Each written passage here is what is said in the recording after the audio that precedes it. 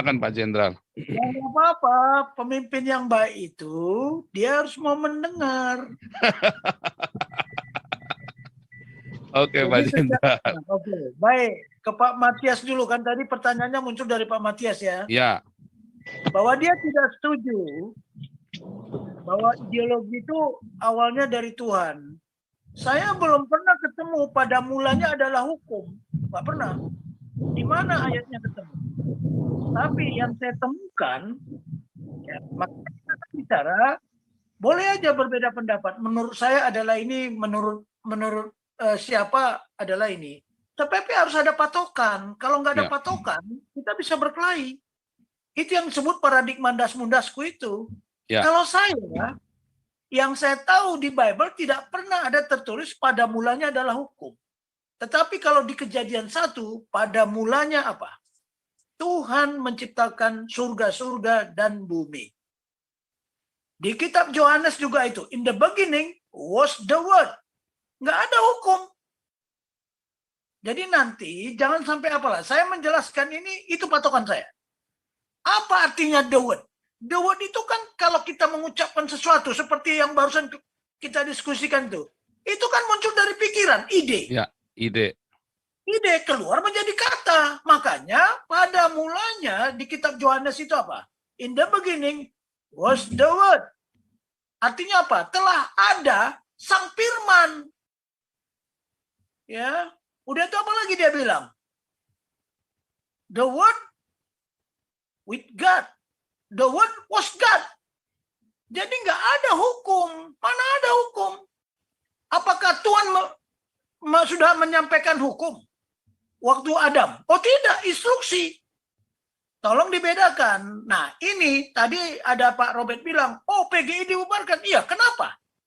Apa alasan kita membubarkan PGI? Karena PGI bukan wakil kerajaan Tuhan di bumi. Saya kemarin khotbah di gereja, saya bilang, apa bedanya kerajaan Tuhan sama pemerintahan? Lalu kalau kerajaan Tuhan, dia punya konstitusi sendiri, dia punya instruksi sendiri, dia punya hukum sendiri, dia punya budaya sendiri, dia punya etika sendiri. Itu kerajaan Tuhan. Kalau pemerintah, oke. Pertanyaannya sekarang, apa bedanya kerajaan dan pemerintahan yang Republik Indonesia ini?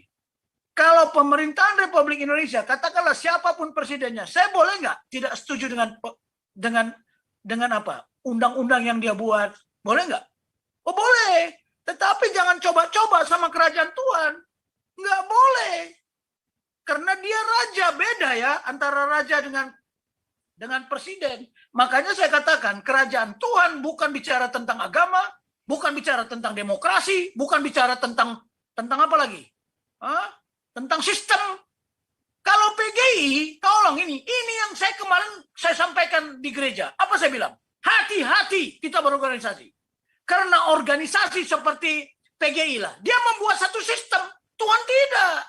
Membuat sistem di mana manusia itu menjadi anggotanya, kita jadi member.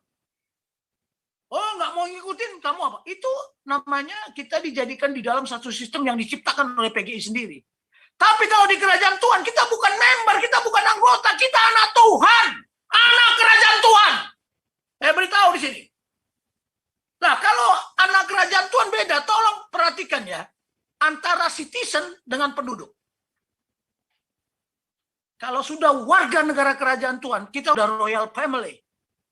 Mengapa Tuhan Yesus bilang, kamu bukan lagi hamba? Itu makanya yang diambil oleh Presiden Abraham Lincoln. Dia tidak mau ada budak lagi.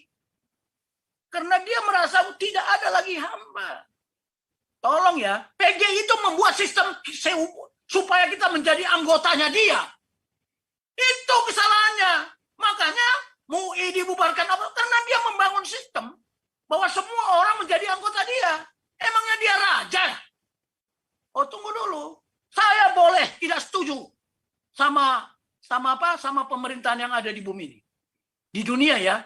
Mohon maaf. Tuhan tidak menciptakan dunia. Di mana ada di Bible Tuhan menciptakan dunia? Nggak ada.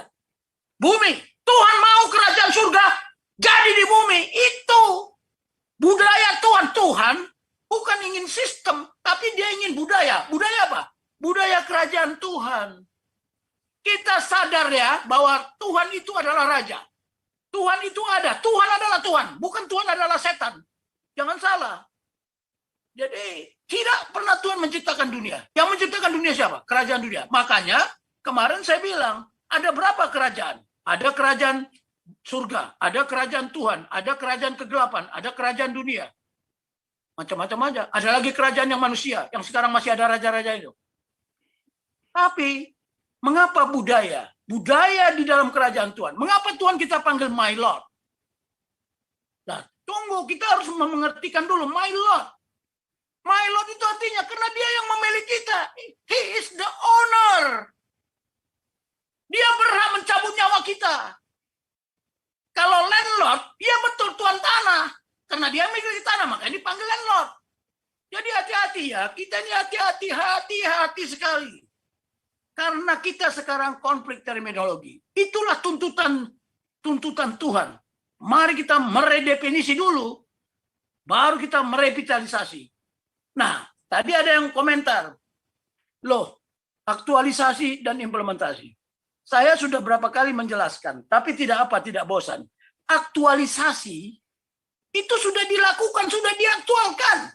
Sejak zaman orang Batak dulu, sebelum ada Pancasila, sebelum ada negara Indonesia, itu nilai-nilai, untayan nilai-nilai yang ada di Pancasila sudah dilaksanakan, sudah diaktualisasikan. Walaupun katakan apa, Pancasila belum dinormakan, belum diundang-undangkan. Anehnya, Pancasila itu sudah diundang-undangkan, sudah dikonstitusikan, kok malah tidak diaktualisasikan? Ini yang membuat celaka. Kenapa? Karena tidak paham. Mengapa? Mengabaikan Pancasila? Oleh karena apa? Oleh karena kita terjebak di dalam apa? Berbagai kemudahan. Kita tidak sadar, zaman penjajahan kita menjadi objek penderitaan. Sekarang sudah merdeka, masih juga objek penderitaan. Saya bilang, jangan kita ngomong merdeka, belum tentu kita merdeka. Betul. Tetapi kan secara de jure kita udah merdeka. Secara de facto-nya kenapa nggak merdeka? Karena manusianya yang ngomong merdeka itu malah yang menjajah. Hati-hati Iya, lihat. betul. Lah, makanya saya kan bilang coba gantilah statement itu. Jangan merdeka, bersatu. Berdaulat. Itu yang dibutuhkan. Kenapa? Di Undang-Undang Dasar kita di pembukaan itu tertulis. Ya, visi nasional. Indonesia yang merdeka, bersatu, berdaulat, adil, dan makmur. Pertanyaannya kenapa bersatu dulu? Kenapa tidak berdaulat dulu? Kenapa urutannya merdeka, bersatu, berdaulat, adil, dan makmur? Kenapa bukan makmur dulu, baru adil? Nah, yang begini, bersatu itu apa? Damai. Itu dari mana? Dari kita juga. Itu kan instruksi Tuhan. Damai sejahtera lah kalian di bumi. Tapi pernah nggak Pak Jokowi ngomong salam damai sejahtera? Salam sejahtera, buka aja. Artinya apa? Kita harus membuatkan statement-statement yang benar. Kebenaran itu, ya, kebenaran itu hanya satu. Tidak ada kerancuan dalam kebenaran. Nah, sudah diaktualisasikan di zaman dulu, zaman Mojopahit, zaman Sriwijaya, ya, zaman negara-negara kecil sudah ada, kerajaan-kerajaan sudah ada. Tapi setelah diundang-undangkan, dinormakan, itulah implementasi dan aktualisasi, belum dinormalkan sudah dilakukan, sudah diwujud nyatakan. Tetapi implementasi sudah dinormalkan, diatur di dalam undang-undang.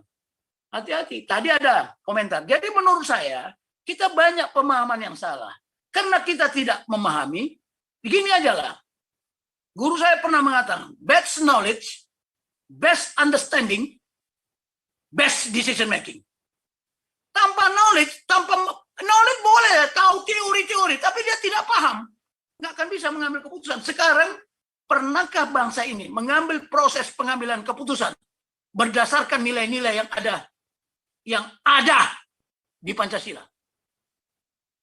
Contoh, banyak orang Batak yang pantas jadi panglima, tapi bisa nggak saat ini? Nggak bisa. Why?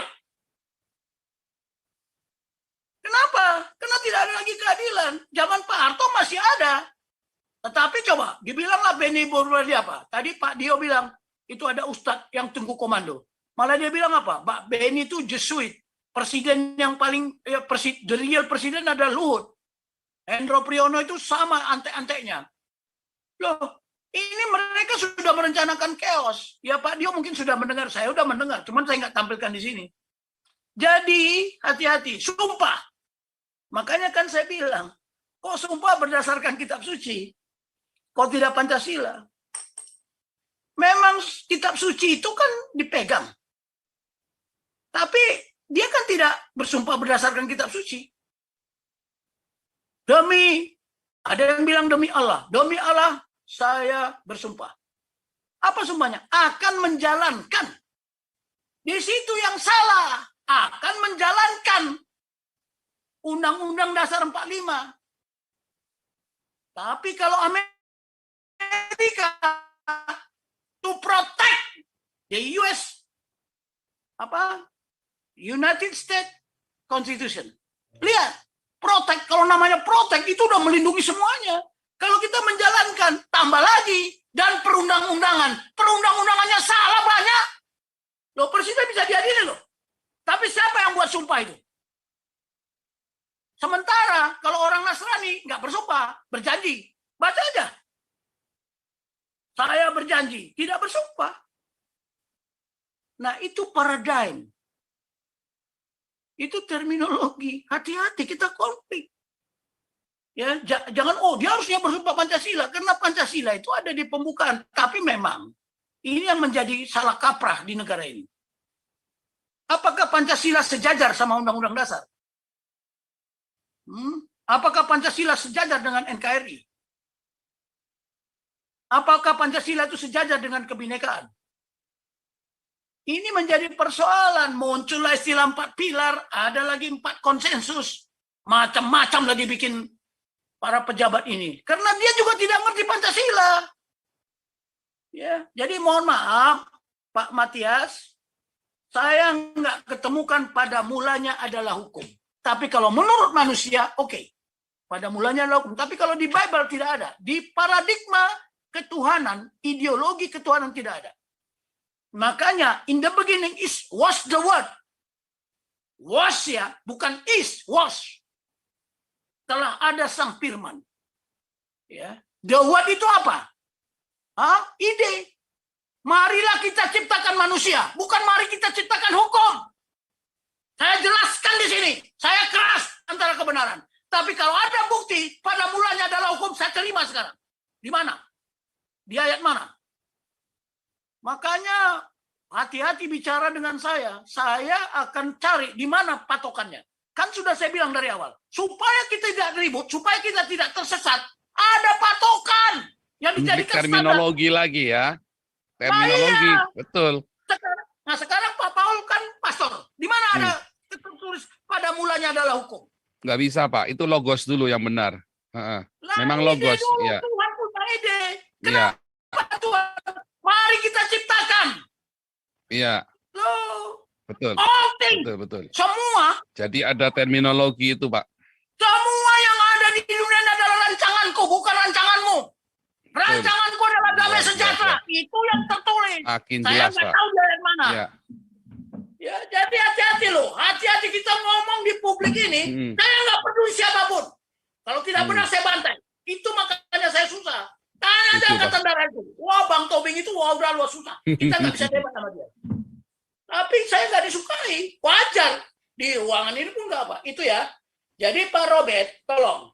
Masalah aktualisasi sama implementasi, itu tolong dibedakan.